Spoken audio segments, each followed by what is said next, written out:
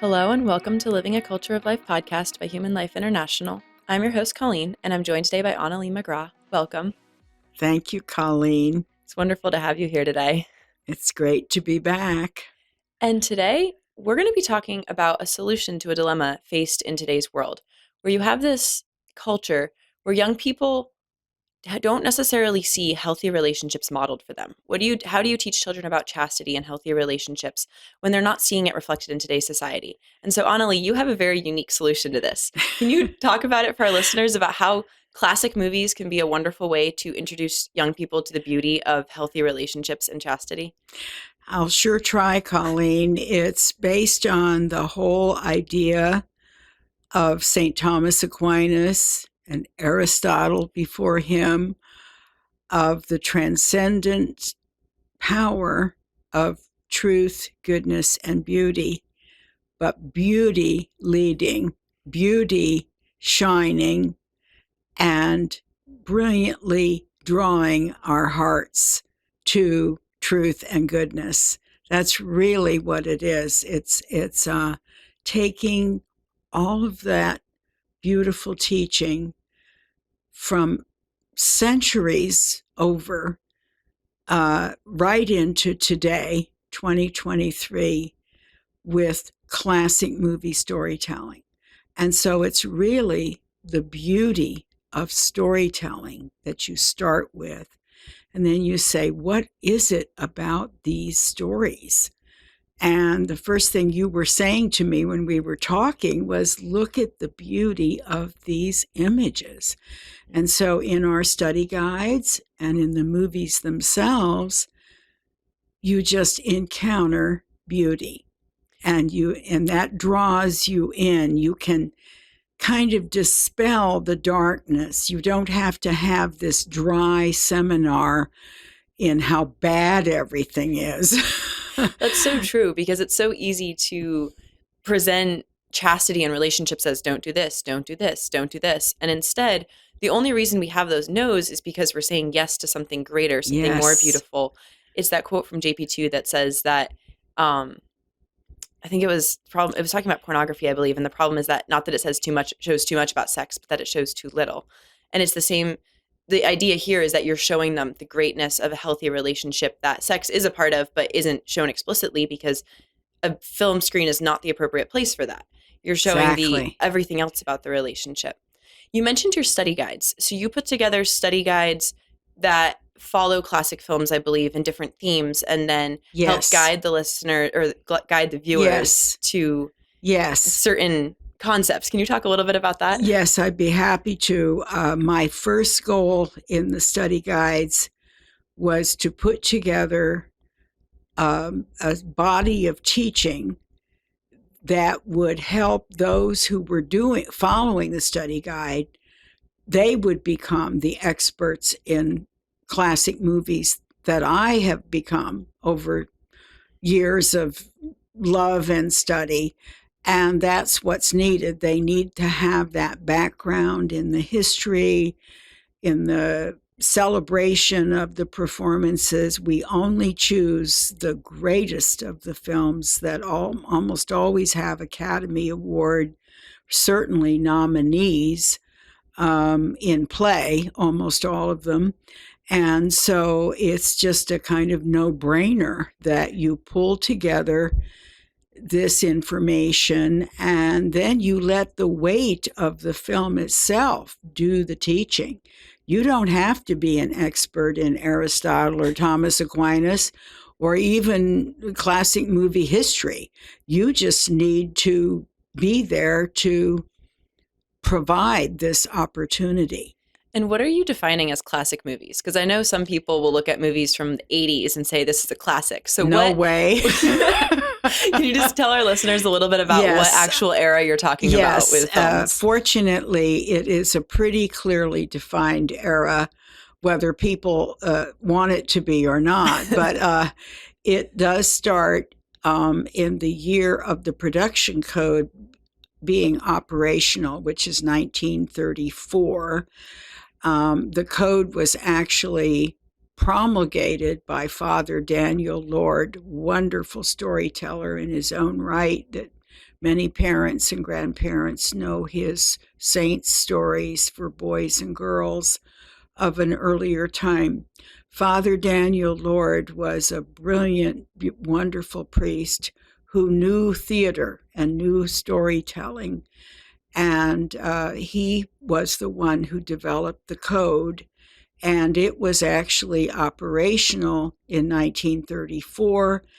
And this goes with the studio system that was operating over the decades. So you usually think of the golden era as being the mid 30s to about the mid 60s. That checks out, because then you have the sexual revolution, which is going to change what themes are being shown in movies. Yes. So when did you first realize that classic movies could be a really good way to teach young people and teens about relationships? What brought you to this point? I know that you deal with other ideas besides relationships in your study guides, but since we're talking specifically about relationships today, what led to that? It was the movie Pride and Prejudice with Greer Garson and Sir Laurence Olivier. And I had a really bad cold, and my son Tom, who now has college-age kids of his own and beyond, and he was in high school, and he brought home that, which I'd seen several times. And maybe it was because I was so sick with this cold or something, but I just saw the whole Jane Austen model of men and women relationships and being in love. And I just saw this unfolding. Mm-hmm. And I thought, I would love to take the classic movies that do this the best, mm-hmm. and create study guides. I just write. It was just a flash right with that film. There's something different about seeing it unfold on a movie screen. I love Jane Austen. I love reading the books. I love reading.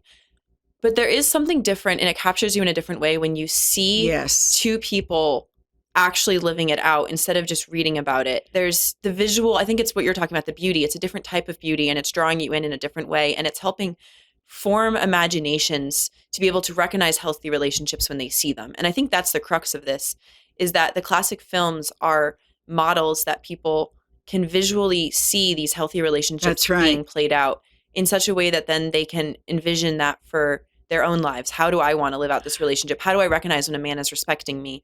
How do I know what love really is? I would say the ABCs, which I kind of have worked out for maybe a future blog. Accessibility. You don't have to go to a classical high school, although that would be a lovely thing to be able to do. Mm-hmm. But maybe you don't have a classical high school in mm-hmm. your community, or a great classical liberal arts college or university. Mm-hmm. It's just accessible for all of our kids, mm-hmm. and also sharing with other families and students that haven't been given a strong background in the natural law, mm-hmm. or in faith-based ways of looking at life and all of these things.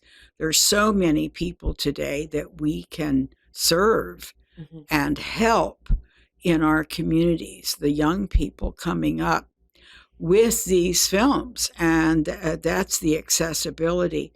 But also, as you've been saying, the believability. I mean, we have a generation now that doesn't even really believe that they have a very good chance to find somebody that's going to commit to them, much as they even may practice the faith, mm-hmm. and have maybe even a lovely circle, mm-hmm. of friends and family. We live in a time in our culture where people are not optimistic in the subject area of love, romance, and marriage. Mm-hmm. And that's why these stories are absolutely pure gold. You have a generation that's just cynical because they've seen 60 years of the repercussions of the sexual revolution. 60 years. And just seeing how much devastation. And even if people don't necessarily experience it within their own family, they may have had aunts or uncles who divorced, or Exactly. friends that are going through bad relationships. And you see the breakdown of marriage everywhere you look. And it's more rare to look and see really good, healthy relationships. And even if you see that one relationship, seeing a whole family that's living it out is even more rare. To see parents who have remained faithful and their children remain faithful, and now they have grandchildren. Absolutely. And it should encourage anybody who treasures the culture of life to know that this sentiment and longing is shared by people who don't believe in God, who support things like same-sex marriage and abortion, but whose hearts are made by God to long for true, committed love and virtue in relationships. I think and this is all seen on Turner Classic Movies, where we all love the Philadelphia story, but we're, a lot of us, including liberals, not going to particularly care for a lot of the contemporary offerings that simply can't hold a candle to these classic films. I think it was Solzhenitsyn who said beauty will save the world. And I think this is an example of that. Of these classic films are beautiful, and they portray something true, good, and beautiful. And they attract people, even people who don't necessarily believe in God. And it's a stepping stone on their way to God and their way to truth. Absolutely. So you said accessibility, believability. What's the C? Compelling. Which is basically what we were. Yeah, which was what we were just saying. And then you think of other C words. I always like to think of cultivation and community, all these lovelies, and character building. So it's just hands down. And we talked about It's a Wonderful Life, which of course was the very first one that we did with a group of detention home kids. And this is all documented.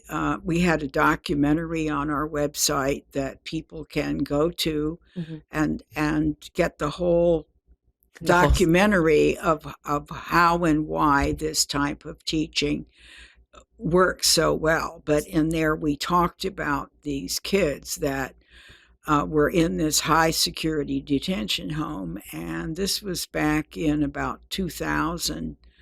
And it was Christmas time, and they were all there just kind of stuck with no family. And it was Christmas. And my wonderful friend, Jane Clardy, we were working on this project in Danville, Virginia. It was the very beginnings of our project. And just, we had that in the detention home because Jane was willing to try it. And she had great courage because she didn't really know the movies the way that, let's say, you and I do. But she kind of took my word for it. And she thought, I'll just introduce this at Christmas time. The kids are so lonely and listless. So she showed it on this little beat-up television in the corner of the room. And at first, they just couldn't stand it. They didn't know black and white. They had never heard of Jimmy Stewart, even. Why is Miss Clardy showing us this thing, this black and white? And they even threatened to pull out the VHS out of the TV. Oh my goodness. And she just begged them. And she said, would you give this a try? Will you please? And they said, oh, okay. You know, it was sort of that. That's also written in the heart, right? If somebody really asks you for something, unless there's a darn good reason, maybe you'll let them have it. So they did, and they paid attention. And when it gets to the point in the film when Jimmy Stewart's George Bailey jumps into the river to save Clarence. Yes, at the end. That's what they were thinking they wanted to do. They were so sad.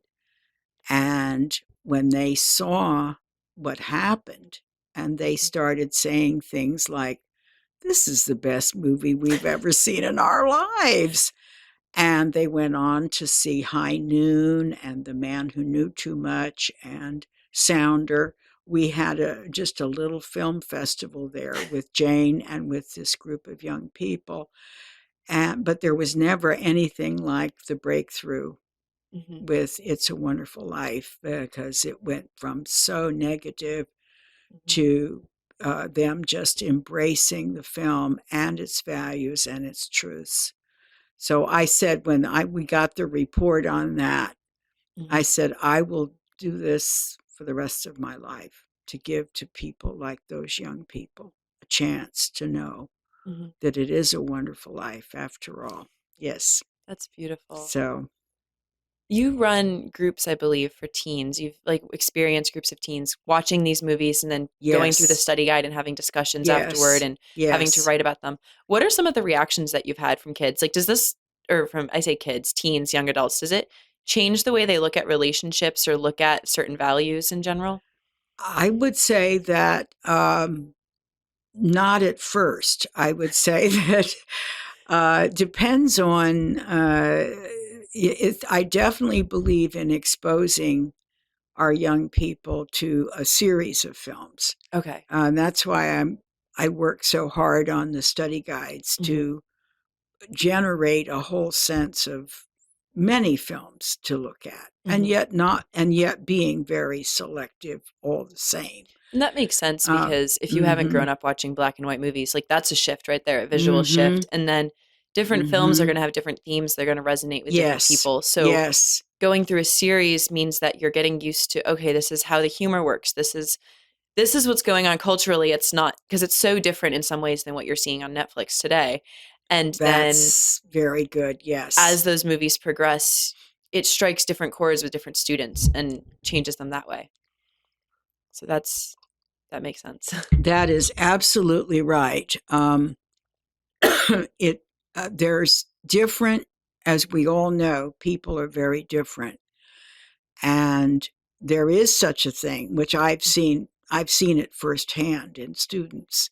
Hmm. Um, some just have a greater potential Hmm. moral imagination than others. Hmm. Um, some are wounded, and they already kind of see the world in a very kind of skewed place. Hmm.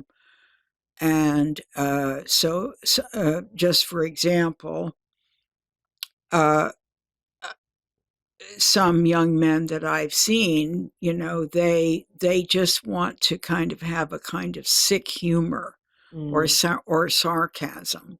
Hmm. When they're asked to speak and talk about the film, they may just fall back on a kind of a humorous dismissal of the film. Hmm. But that's the worst that it gets, So we have to say, in a certain way, if that's as bad as it gets with a group of high schoolers, Hmm. that some people just have a rotten sense of humor, that's Yeah. not so bad. And you've planted a seed at that point. You've shown them something that might change, Yeah, affect their lives later on, even if they don't necessarily grasp it right there in the moment. that's right. Have And you seen a positive impact, well, though, on most of your well, they're students? experiencing, the reason I'm just thinking of this is that what you then see over time is a tremendous sensitivity and sensibility that some of the young people develop as they are seeing the different films.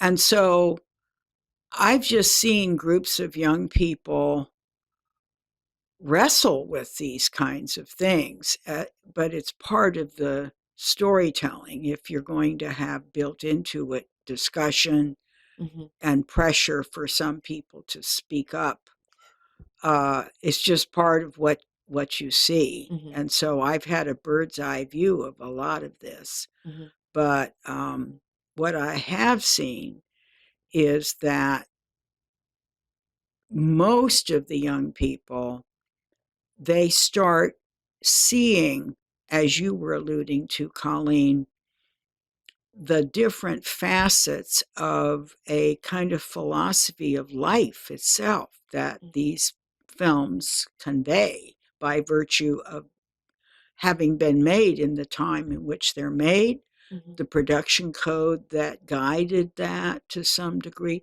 but also the cultural social norms that were operating in the culture of that time. Mm-hmm. This isn't something you ordinarily think of, Mm-hmm. but it is definitely in these movies. There is a way that there is an order of the world, Mm-hmm. a moral order that is conveyed. Now, you mentioned the production code. So correct me if I'm wrong. I'm going to try to give a little backstory for that for our listeners, but I could have the details wrong. I believe what happened is that movies being made in the 20s and the very early 30s didn't have any type of oversight. Studios were making movies that sometimes aired on the side of being risque. And so you had hometown theaters. You had, I believe, women's groups and parents Yes. saying, you shouldn't have this in movies. We can't show this to our kids. Mm-hmm. So the owners of not the studios, but of the actual theaters were taking the film reels and splicing out these scenes. Literally cutting them to pieces. And taping them back together to be able to show them, because otherwise no one would show up. Yes. And then the studio heads and the directors were saying, this is art. How dare you cut up art? And so then the people of America said, make us films that we can show without having to cut in pieces to be able to show to our children, I believe. Is that basically it's in a general way, that's pretty accurate. The question was, how are we going to do this? And I think that's where God's providence really is so clear, because these movie moguls and these studio people didn't really know how they would do that either. I mean, how can you make a story conform to the natural law? This is a theology and a theological and philosophical standard. So Father Lord did develop the code, but it always needed to have some way that it could actually be practically operational.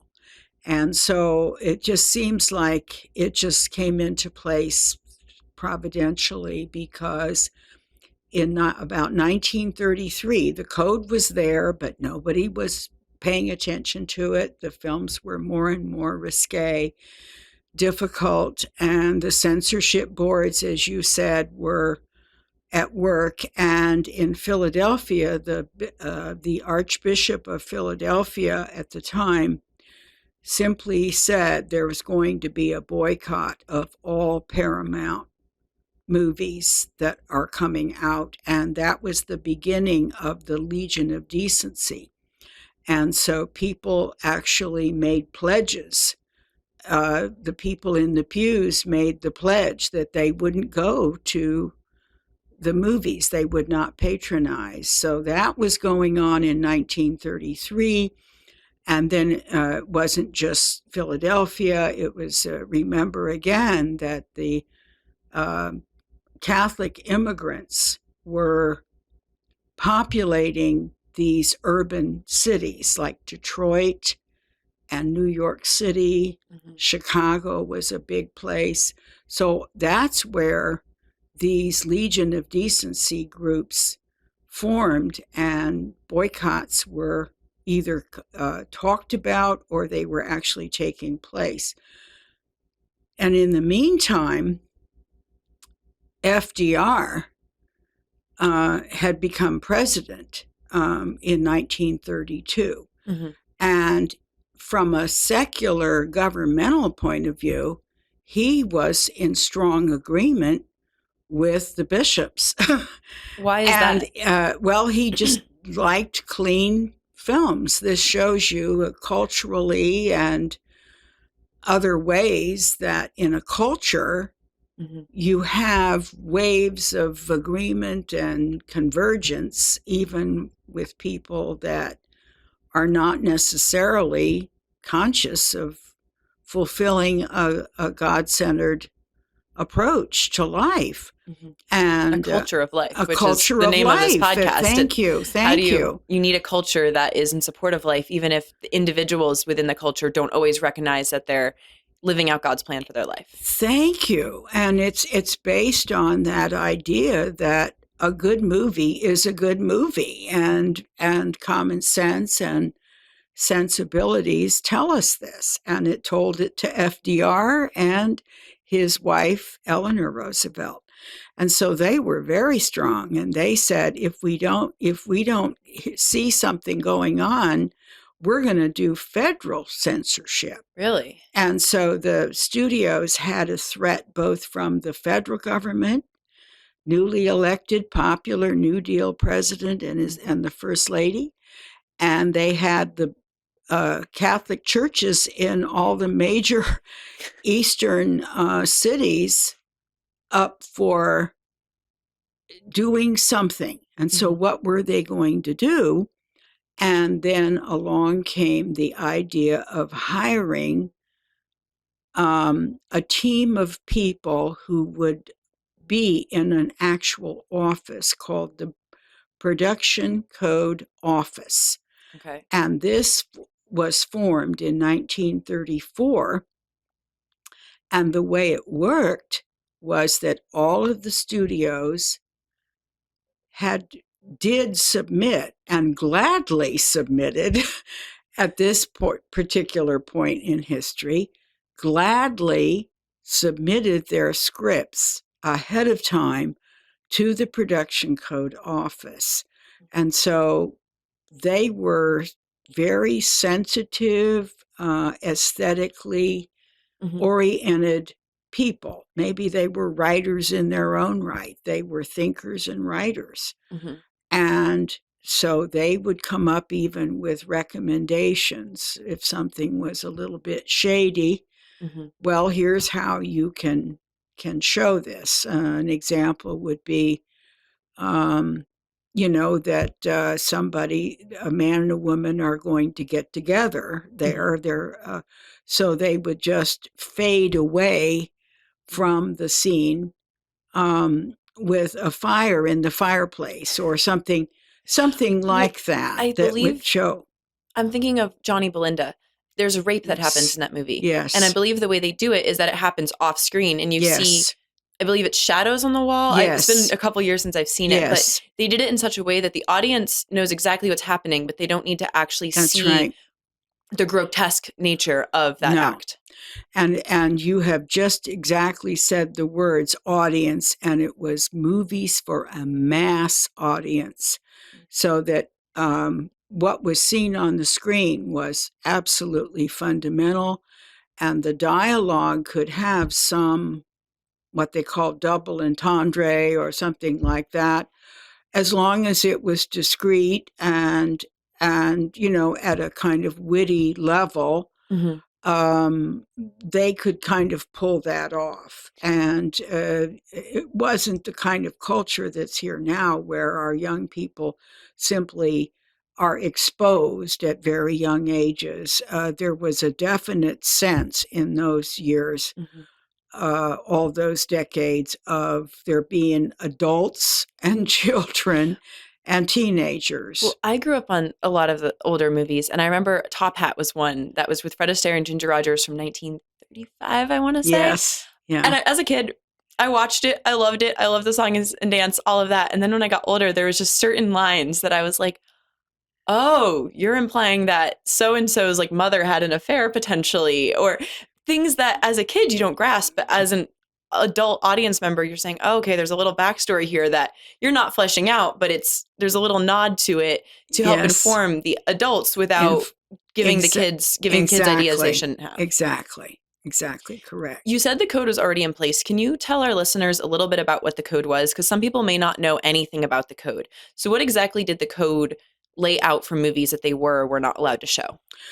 Well, the code presented, and you can absolutely Google it and look it up, and I recommend that to anyone in the audience, to just be so informed as to this incredible cultural and moral force that was at the bottom of this great era of classic film.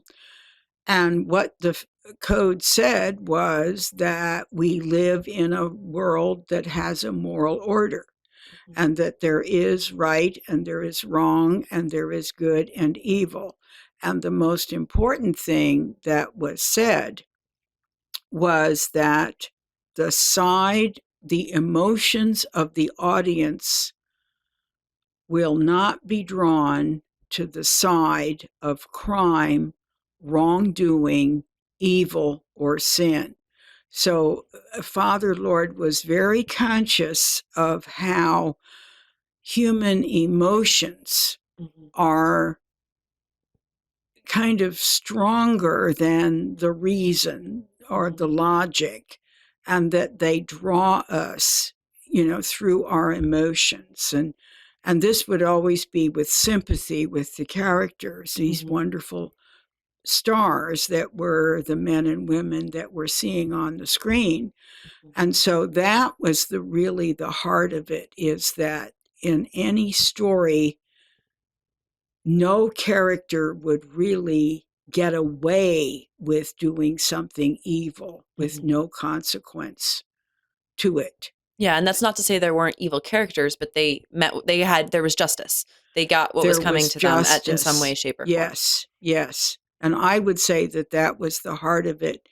In the sexual area, it was simply a matter of restraint.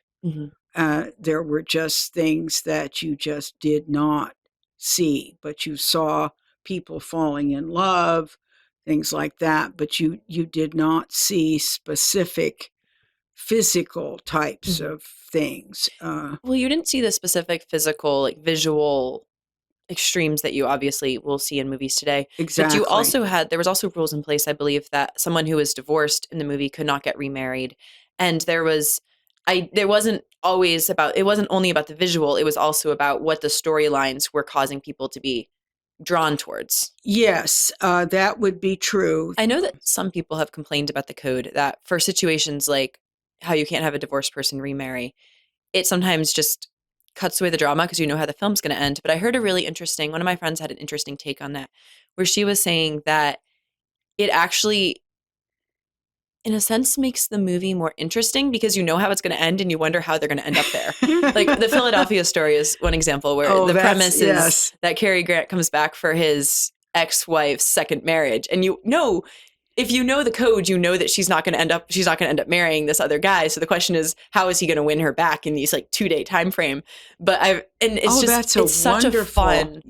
such a fun idea. You're watching it and you're like, well, the second marriage isn't going to happen. So how is all of these problems going to get solved? And I think that's just a different way of looking at art. It's not necessarily that you're leaving the audience in suspense of what's the end going to be.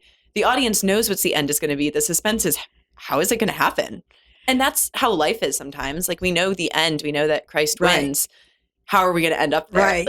It's just a different way of looking at life. Well, I think that is absolutely marvelous. I had never really thought about that as the Philadelphia story, because I never really thought of teaching with the Philadelphia story.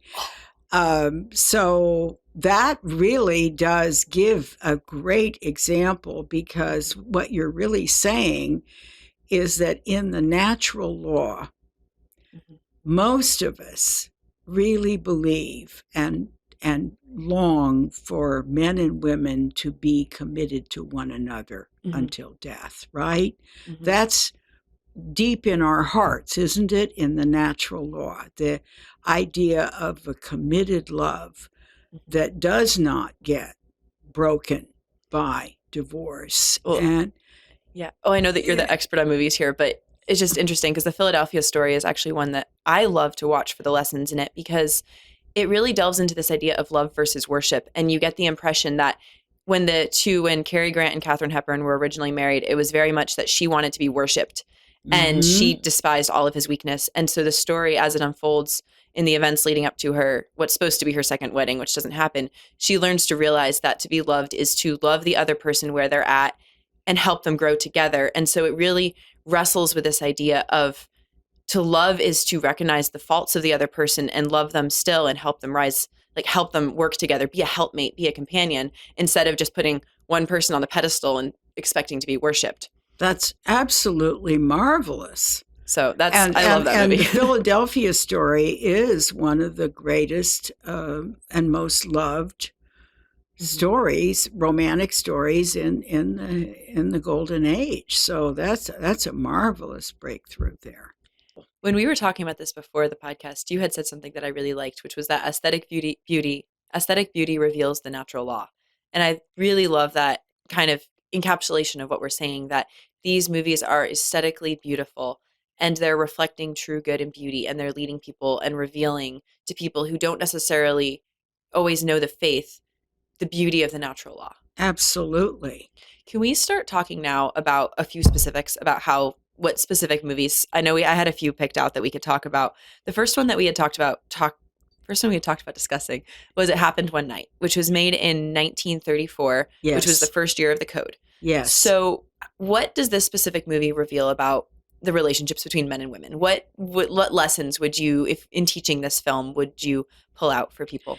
Well, I love to do a little thing that I came up with that I don't think I came up with. I think it just was shown to me, and it was the puzzle pieces of love and life that I developed for both It Happened One Night and Love with the Proper Stranger, made 30 years apart, 3 decades apart. So what do we see in It Happened One Night, which we also see in Love with the Proper Stranger? We see relationships. We see a woman, a daughter, very, very unhappy with her life, and her dad is the only one in her family. I mean, she's an only child, and he's a widower. So you're just talking about a mother-daughter relationship. Father-daughter. I'm sorry, Yeah. father-daughter. Excuse me. But it's so real, and it's so absolutely central to the story. You can't imagine this story being told without the role that is played by Claudette Colbert's character's dad in this film. Now, Clark Gable doesn't have a family. You don't see his family, but you do see his work life. He's a reporter, and there's some important scenes there where Frank Capra is showing the whole work life that he is part of. And there's a sense of accountability and relationship. These aren't just two people going out into an adventure and finding one another. They live in community, they live in family, they live in work relationships.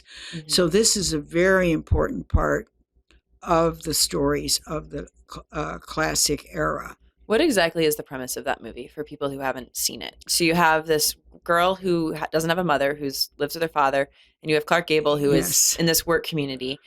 What happens? Well, it's very interesting. What happens is that she is just extremely foolish and wants so much to escape from this stereotypical confined life of being a wealthy daughter to this magnate, this man with all this money, that she runs out and marries this guy with a great impulsive sense. So it's really not very believable in a way. That's a part of it that is good with these comedies, because you say, well, would any woman as lovely as Claudette Colbert really go out and just marry this jerk? So that's the part of it. This we just kind of skip by that, because nobody really wants him to be attractive, because he's not Clark Gable and she's meant to be with him. But how do they do this? Well, she's running away from her father's pursuits to stop the annul the marriage, because it has already taken place. Okay. And so she's like what they call in the previews a runaway heiress. So she's something you could never have in today's social media world. And I think that's really a kind of neat part of the story too, is that she can actually get away with this because it's 1934. And so she gets on this bus, for example, and Clark Gable knows who she is, so Mhm. he is pursuing her as a reporter. He Ah. wants to get the story and just advance his career. Mhm. And so eventually they're kind of teaming up so that she can get back to her husband that she's just married, Mhm. um, but has not been with. They haven't gone on a honeymoon or anything like that. Oh, It's so just that's the grounds for annulment, I that's the believe, there. grounds for the annulment, Okay. right? And so the audiences of the day just know all this. I mean, Mhm. nobody is having to say, well, what's an annulment or why would they be getting I mean, it's just interesting how these kind of complex things of culture and Mhm. society are just talked about in a very just routine way and understood in a normative sense that you just don't go out and get married to somebody you hardly know just to get back at your father. You Mhm. just don't do that, whether you're a millionaires like Claudette Colbert or Mhm. a poor little gal down the street. Mhm. So the norms are really clear, and in a sense, Clark Gable teaches her. He gives her certain lessons in life that she really needs to learn. Mhm. And then she teaches him certain things too. Um, Like what for both uh, sides? well, her, um, I would say that the biggest lesson that she gives him, he's kind of a know it all, really, um, is that your job is to really kind of look out for people that need help Mhm. and not be so quick to just pick up the next Mhm. $50 or something that you so he's kind of an opportunist, Mhm. and for the first time in his life he's meeting somebody that really needs him, maybe really needs his care and his sensibilities. Mhm. So it's kind of subtle, really, I think, what because she doesn't want to acknowledge how much she really needs him to guide her and help her and protect her. Mhm. And so then what Frank Capra does is have this visual thing of throwing the blanket over uh, the rope in the hotel room. The So iconic scene. I think what happens, if I remember correctly, I haven't actually seen the full movie, but I'm familiar with this scene yeah, that they show up at the hotel and there's only one room left, and yeah, so they have to spare they have to share the room for the night, and so that's right. Gable hangs up the rope and then puts the blanket over it to separate it, so Hmm. they each have their own privacy, and it's this iconic affirmation of chastity in a very humorous way. Absolutely. And he calls them the walls of Jericho. And then Capra's brilliance as the director is that she comes around behind the blanket and just stands there at an appropriate distance from him, from his head where he's resting. Hmm. And she says, Peter, I want to be with you. I want to be, and she's not coming out and saying it, but she's saying, I want to marry you. I want to spend my life with you. Hmm. So she's the one that actually speaks first. Mm. And when he hears her say that, he resolves that he will try to support her.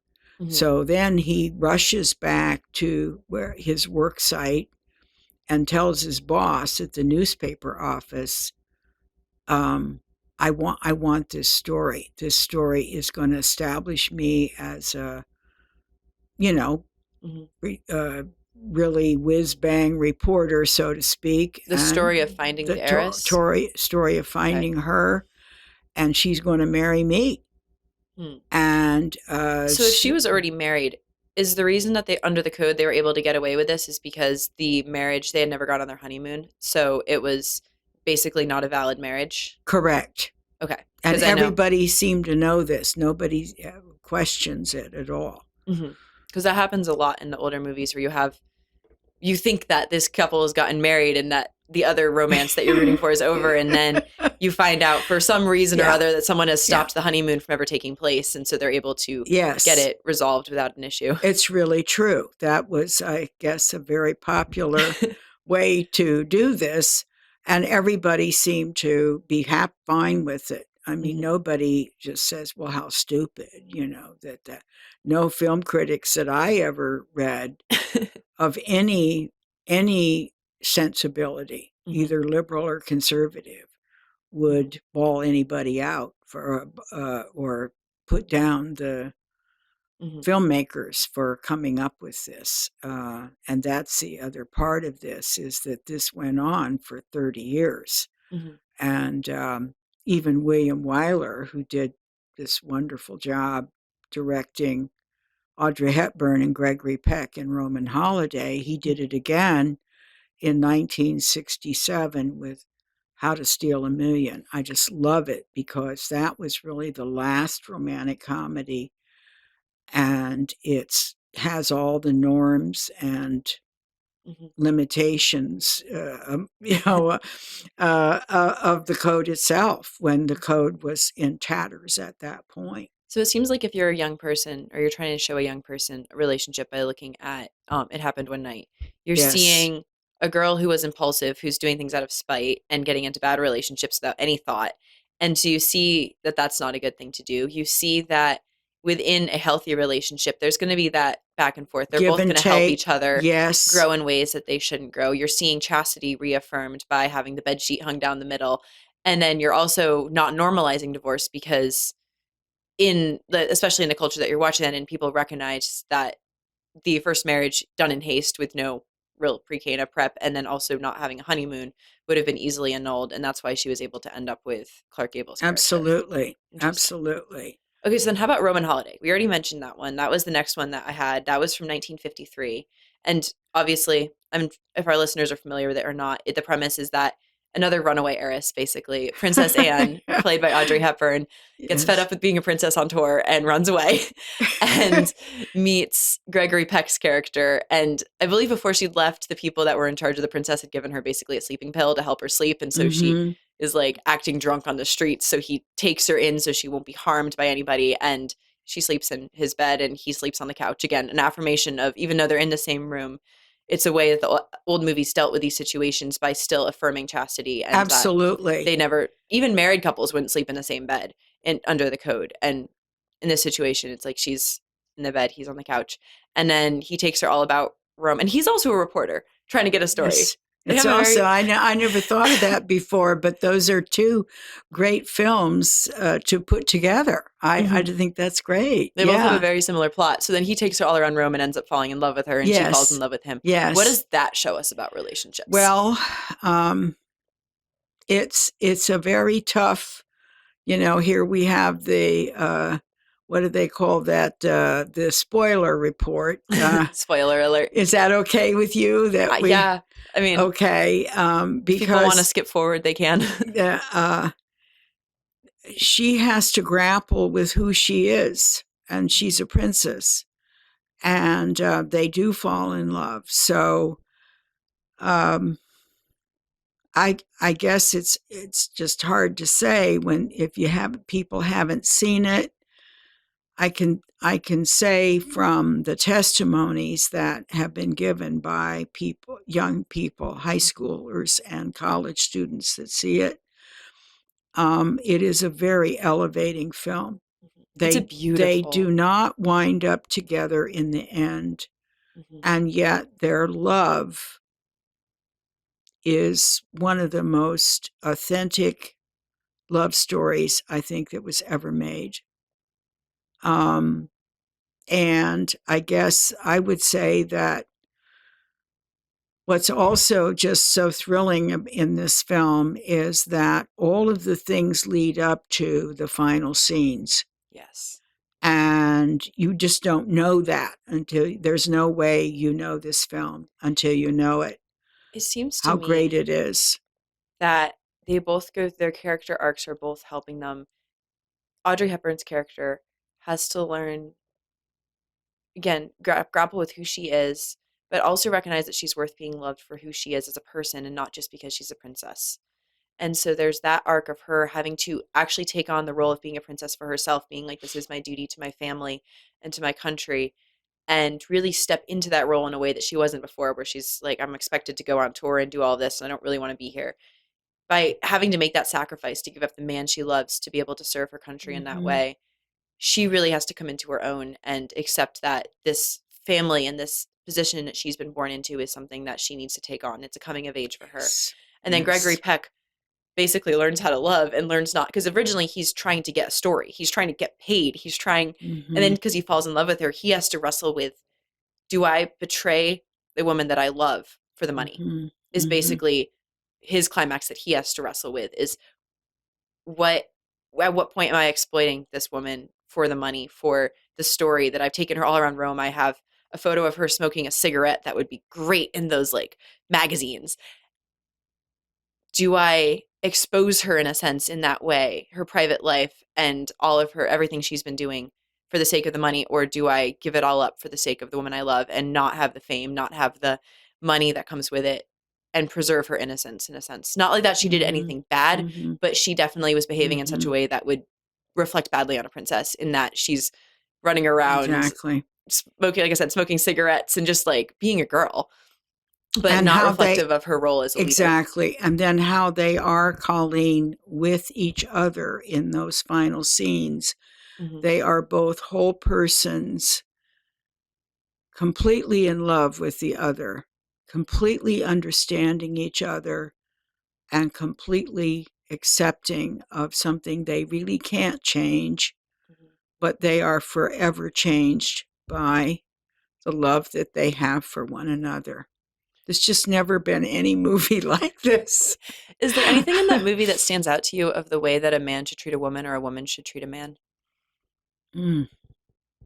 I feel like a lot of the old movies have that, of like men holding the door for women, or like, not necessarily that men have to do that, but that it's a way of showing respect for the woman. Are there any moments that stand out to you in that film where Gregory Peck is showing respect for her as a woman, or vice versa? Well, can you think of it? I can't right away think.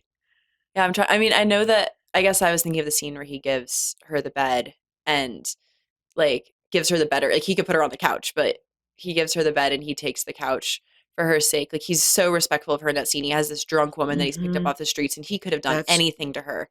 And yes. he's such a gentleman that he treats her. He doesn't leave her on the street. He recognizes that that's not a good way to treat her. That's right. He takes her into his house to make sure that she's protected, and he doesn't want to. It's so clear leading up to that he does not. He doesn't want to deal with this. He's really annoyed Yeah. that he ran into this woman. He wants Yeah. the taxi driver to take her somewhere. He doesn't want to deal with this problem. And yet he is always incredibly respectful of her. He doesn't take advantage of her in any way, in that, in a physical sense. And he takes her in. And then obviously once he finds out she's a princess, that's a different story. But Well, what I find so remarkable about your just coming up with this as we're talking is that now the memory of this being a pilot film and discussion in a detention home in Texas, or actually alternative school classroom. Mhm, So these would be young men that were discipline problems and so forth in the regular classroom in the public school system down there in, mhm, I think it was Houston, Texas. Yes, it was my very dear friend who was working in those alternative schools and embarking on different movies that we were working with. But he didn't have a lot, but he did have some. And one of them was Roman Holiday. mhm. And he's the one that chose it. And then he gave these young men a chance to write about the movie. And this young man, who was about 15 years old in this alternative classroom, school classroom, said, I want to be like Joe Bradley, Which is Gregory Peck's character. which is Gregory Peck's character. And he said, I want to show respect for women. Actually wrote those words. Wow. And he said, I want to protect women. And this was like the detention home experience with It's a Wonderful Life. This didn't happen under my watch, but it happened with a friend as far away as Houston, Texas, who embarked on this. And when I saw that, and there were about 3 different responses, but the ability of this young man to express himself that way, to say, I want to protect women, that spoke to me as something God plants in the hearts of men. That our culture today is just almost ripping out of them.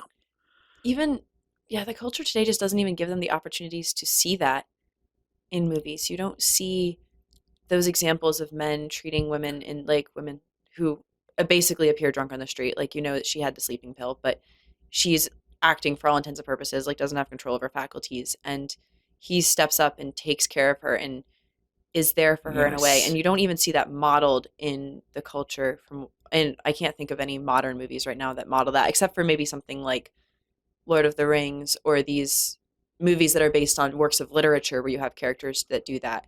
You're not seeing it in just like the Barbie movies that come out of Hollywood. No, you wouldn't. Actually, I haven't seen Barbie, so I can't say that, but from what I've heard, that's not how the men are portrayed. This is also a part of the art. Some of them had it more than others. And 2 of the directors that absolutely had this ability, this genius, were Frank Capra and William Wyler, who did The Best Years of Our Lives, also did Roman Holiday, and directed Audrey and Peter O'Toole in How to Steal a Million. That's a fun movie. So he really had great gifts of being able to show, I call it classic realism, where we say this is what human nature really is, what it can be, warts and all, so to speak. And in a certain way, it was required by the production code that if it was going to go off too much, it had to get back to something like a classic realism. It doesn't mean there weren't quite a few romances that are just people just going along and meeting people and they go along, or there's a murder and they solve it or something like that. But those movies, although people like them and enjoy seeing them on a rainy Saturday afternoon, they're not going to call into or write into Turner Classic Movies and tell them that they cry every time. And that's really what it is. It's like the great movies like Roman Holiday and It's a Wonderful Life, and It Happened One Night, these others that we've talked about, and many more that we have in our study guides. You just laugh and you cry and you never forget them and you want to share them with your people you love. It seems like that's a good point to make, that not every movie made under the code is this great movie pointing people towards heaven. There's a lot of candy movies, but those candy movies aren't showing anything bad. They're still preserving these social norms and relationships that men and women shouldn't use each other. But it created this environment where these truly great films could be made and appreciated and loved. And so it helped. You have to have the fun escapism movies for people to watch on the rainy Saturday afternoons to just get through life, especially because a lot of these movies are being made during the Depression, during the war, and then after the war. It was a hard time for America. So you needed just to have those fun. Absolutely. But then you're also creating this environment where these great classic films can help draw people towards heaven, in a sense, and create, again, this culture where marriage and family and life is all appreciated and loved and welcomed and embraced. And it's a visual way to guide people to that. And it's really wonderful. One of the things I've so enjoyed is reading the biographies and autobiographies of the great directors, like George Stevens did Shane, and William Wyler, and Frank Capra, and others, because there's something so kind of mysterious, but yet from God, how God does inspire certain people, talented people, to create beautiful things for souls in this world today. It's just the most wonderful thing to think of. They don't just come up with this by themselves. No, it's true art, and it's like all truth, goodness, and beauty is rooted in Yes, God. Ultimately, is rooted in God, and that's what can keep us going in a very dark time. That God did do this. He did give us this over the centuries. He gave us Socrates. He gave us Aristotle.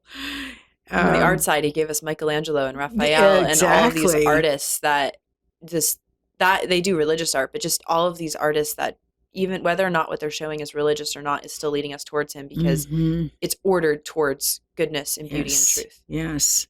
So another one that I know another movie I believe it's one of your favorites, is It's a Wonderful Life from 1945. Oh, yes. 1946. 46. I have the wrong year. Okay. That's all right. What does It's a Wonderful Life show us about relationships? Well, and let's give a little summary. I think most of our audiences or listeners have probably seen it, but maybe just like quick recap for them if they haven't seen it. Well, it's really a story of a community. I like to think it's one person's story, George Bailey, who is just struggling all the time to get out of Bedford Falls, and never does, by things he can't control. And yet the real story there is just of what makes us able to live with each other in community and in society. And that's what that wonderful movie teaches.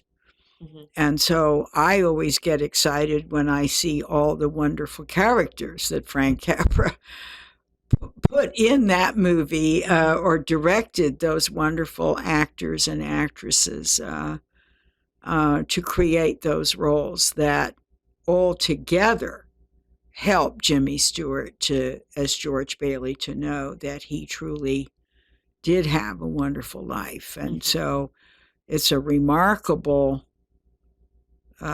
So basically, for our listeners, he's going through life and he keeps wanting to leave this town, and things keep coming up where, like, at one point, I believe the Great Depression, like the crash happens, so he can't afford to leave because he has to stay and help the business, and all of these things keep happening, and he's just miserable. He's just like, I'm not living the life I want to. I'm not going on the adventures that I want to. Marries this wonderful woman, and then ends up with this gentleman, Clarence, who comes into his life as Jimmy Stewart is at this point contemplating suicide. Yes. And Clarence shows up and basically shows him what life would look like if he hadn't existed. Yes. So that's the quick recap for people that haven't seen it. And Thank you, Colleen. He comes to realize that his life has impacted so many people. I love George and Mary's relationship in that movie. George Bailey, Jimmy Stewart's character, and his wife. Would you use that as a model for someone for a healthy marriage? Because I think that she's his support all the way through it. She's there for her husband when he's going through a lot. And I think there's something really, and he's obviously in love with her, but doesn't always appreciate her, and comes back around to realizing that. Well, I do think that it's a wonderful movie to show in season and out of season, because Mary, the character of Mary, Donna Reed's Mary, is really central to the whole film as far as I'm concerned.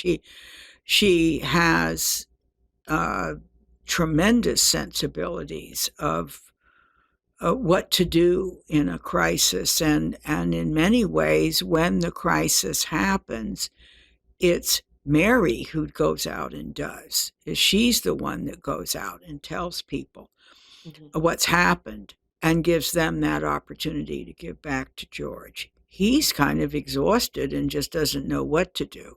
So I just think that I look back and I remember my wonderful husband, Bill. We had 48 years together.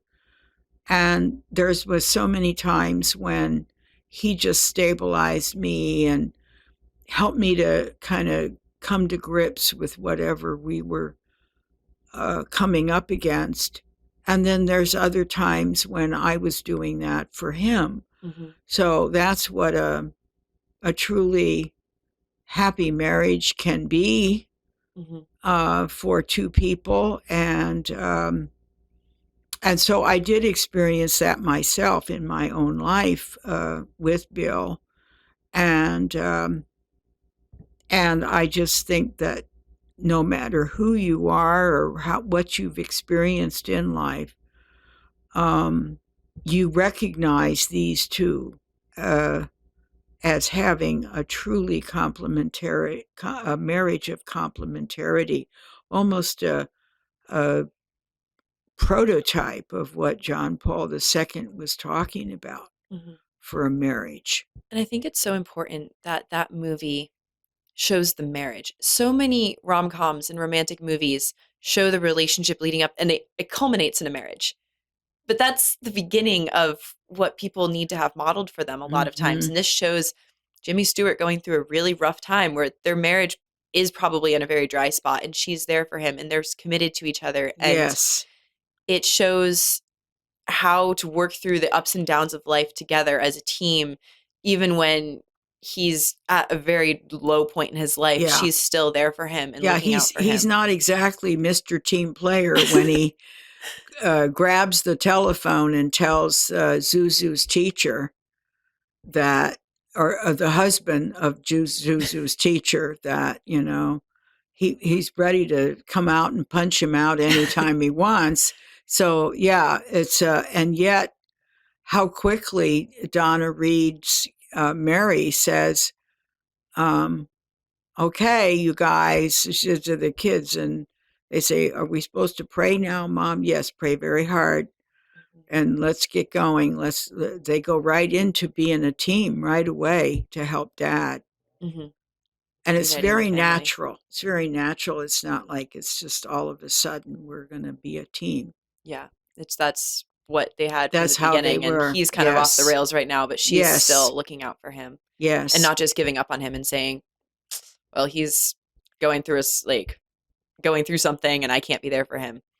So now the last one I wanted to talk about was Love with a Proper Stranger, which I've never seen. So you're going to have to tell me a little bit about that Oh. movie. And I know that when we were talking before this, you described you described very beautifully the scene where one of the main characters goes to get an abortion.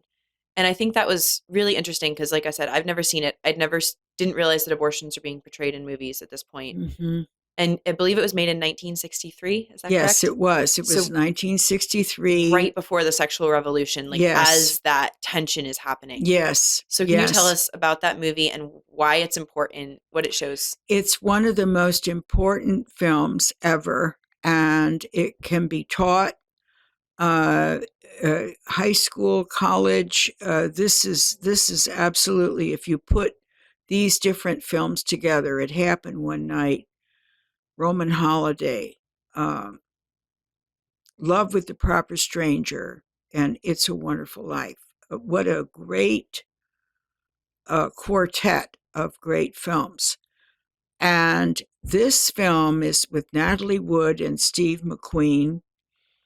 Its director isn't particularly well known one way or the other. He was respected, but it was past the point where the studio system was in full bloom and everybody was rolling along. It was a few years after the studio system And had pretty well gone down. was the code in place at this point, or is this as the code is fizzling The out code and is disintegrating? fizzling. And so what is in there is a tremendous grace if you think of the story and how this is portrayed with such organic integrity. What happens? What is that? So I don't know the story at all. she comes to him. He's a musician, Mhm. and it's in New York City is the setting. And she comes and approaches him, and they have had a one-night stand Mhm. up in the Berkshires or someplace like that where young people hang out. Mhm. And she tells him she's pregnant. Mm. That's how the movie begins. Okay, interesting. So, boy, you're right up from the very beginning. So, in any case, they start talking eventually, pretty soon in the film. They get to know one another as people in a particularly poignant scene where she has met his family. Mm. And it's clear that her parents would love it if perhaps they did get together. But they are coming there together to talk because they are planning for her to have an abortion. Her and the boyfriend, or not even And Steve boyfriend. McQueen Okay. is the father of the child. Okay, so the two of them are planning to get the abortion, or her Yes. family wants her to get Yes, the abortion? the family doesn't know anything. Oh, okay. And she is seen as a Catholic young woman who has these brothers who are very much wanting her to get married and settle down. Mm-hmm. They have no idea either. And her mother is one of those kind of stereotyped Catholic mothers that just wants everything to go right and everything. So her family is seen as kind of hapless characters. And so is his family. So that is, a sense, the more modern cast of the film. That is portraying Catholics in this not great way. The family is just kind of clueless, and they don't exactly contribute, a whole lot, except that they're loving. They are loving and all. But it is a more modern film in the sense that this is all up to them. This is Steve McQueen and Natalie Wood's characters really wrestling with what the heck they're going to do. So unlike the other movies we've been talking about where the characters are within this community of relationships that are helping form them. Deep inside. This is just taking them out of that context, and it's just the two of them wrestling It is pretty much the two of them. And I think that's what makes the decisions that they make so compelling. Again, really compelling. I mean, it's clear they love their family, but it has already gone in American culture. This is 1963. And so there's this greater individualism and so forth that's already taken hold through the late 50s and so on. But at the same time, what you see here is incredibly strong in the natural law, because when they make this decision, then they're going up the stairs in this very sleazy building. And then she goes into the room first, and you don't see her, but she basically is told to take off her dress, and she's in her slip. And then Steve McQueen is outside the room, and there's something that's just in him to go into that room. He just cannot stay outside the room. I'm thinking about Gregory Peck's character in Roman Holiday that we talked about. That God has given two men this incredible, strong, protective quality, wanting to protect and provide. And so anyway, so Steve McQueen's character goes through the door, and he sees this wretched, sleazy looking woman kneeling down with these paraphernalia. It's kind of vague, and there's a blanket there on the floor, but it's in this sleazy room. And he sees the woman that he's the father of her child. Yes. Right there in that room. So he just puts his hand up in this way that says, stop. And this is Steve McQueen. Those of us that are Steve McQueen fans, I'm one of them. And a lot of his movies, he was a cad who exploited women. I mean, because he was popular through the 60s and into the 70s. When the sexual revolution was in full force. But in this film, he is a classic traditional man protecting the woman he loves and their unborn child. And he puts his hand up, and the audience knows there will be no abortion here. And the abortion scene is shown as evil and sleazy. Mm-hmm.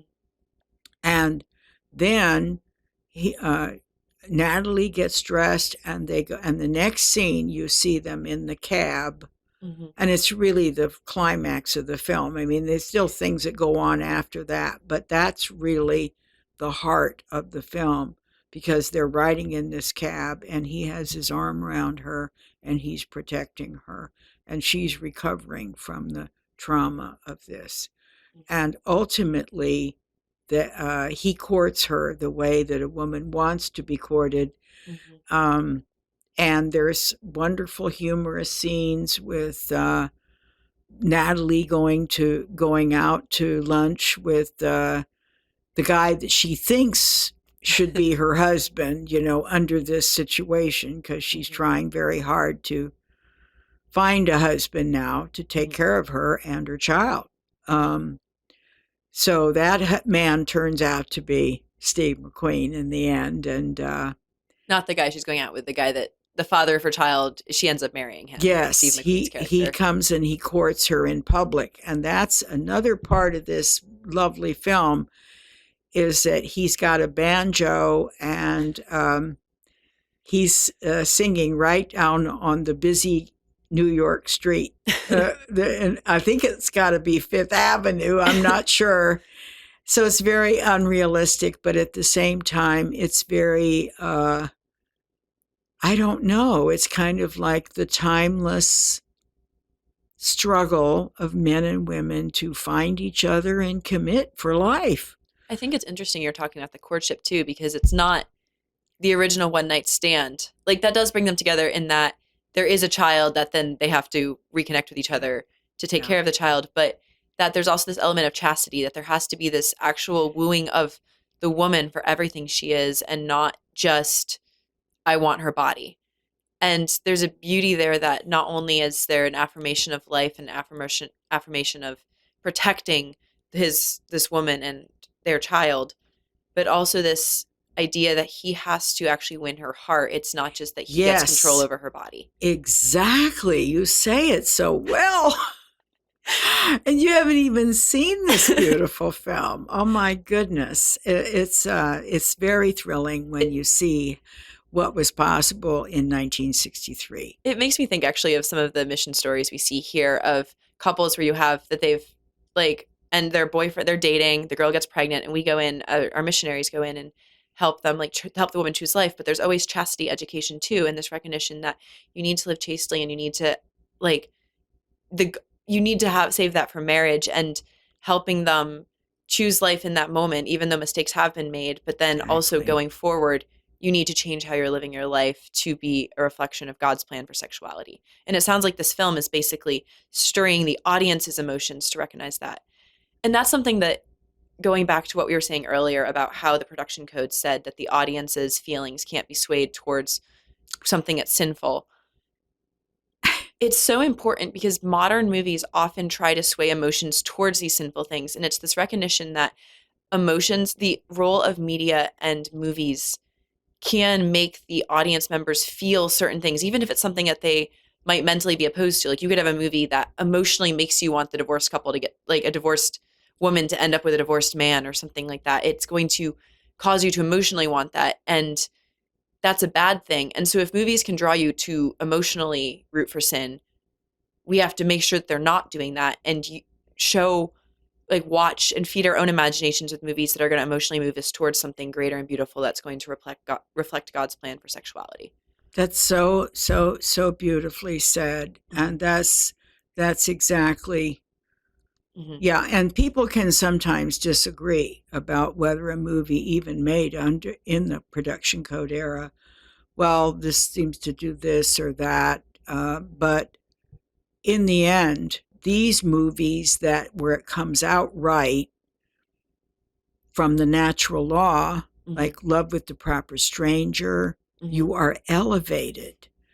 And just recently, as a contrast, 2 years later, there was this silly movie called Sex and the Single Girl that was done with Natalie Wood as the leading lady, Tony Curtis as the leading man. Lauren Bacall and Henry Fonda are even in there as the supporting couple.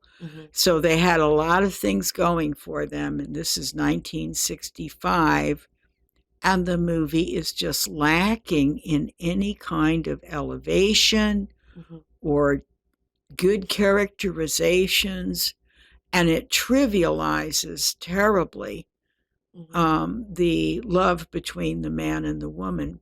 And it just manages to have this just be a kind of interchangeable commodity. Sex is kind of an interchangeable commodity, even though the movie doesn't really explicitly have these people in these situations.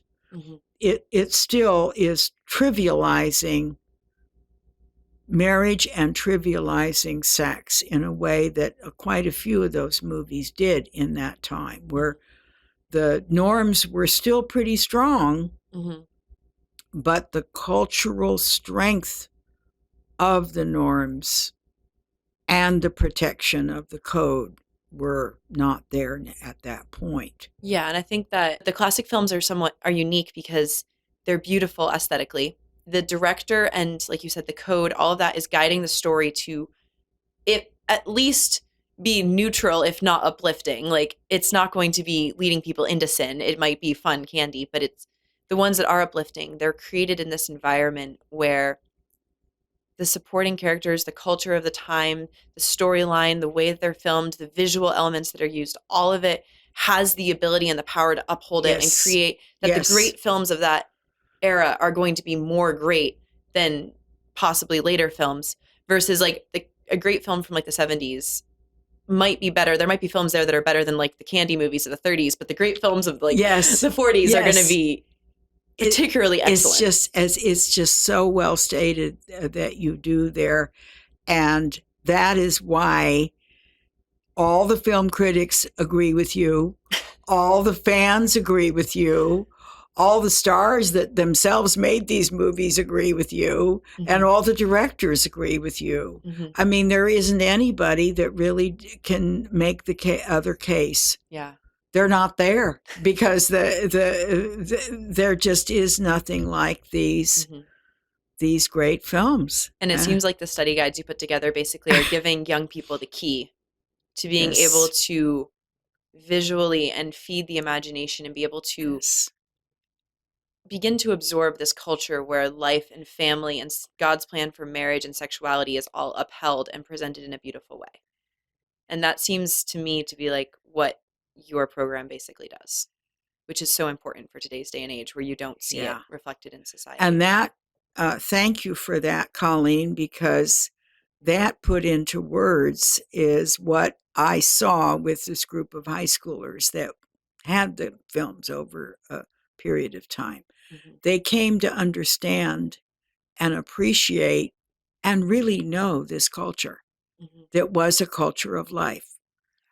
From the mid-30s to the early 60s and mid-60s, it was a culture of life. Yeah, sure, we had problems, we had other things, but what is a culture? A culture is a way of life of a people. And we are a people, and we have a common home, we have a common language, we have all these things, but our culture today is deep and darkly fragmented and challenged at all these levels. And so within this, I'm just the voice of a gift. I just represent a gift, and it's like I can be a sales lady for a product that is what we all had for 30 years and plus going beyond that. Well, thank you for everything you're doing, and thank you for coming on the podcast today. I've really enjoyed this conversation. If you can't tell, I love classic films, so I think they're so They're just such a moving way to stir people's hearts to love what is true, good, and beautiful when they're done Exactly. when they're done well. Exactly right. Thank you, Colleen. Thank you. And to all of our listeners, please like, subscribe, share this with your friends. If you're following on our audio platforms, please leave us a review. Check out the new ebooks that we have coming out and keep on living the culture of life. God bless.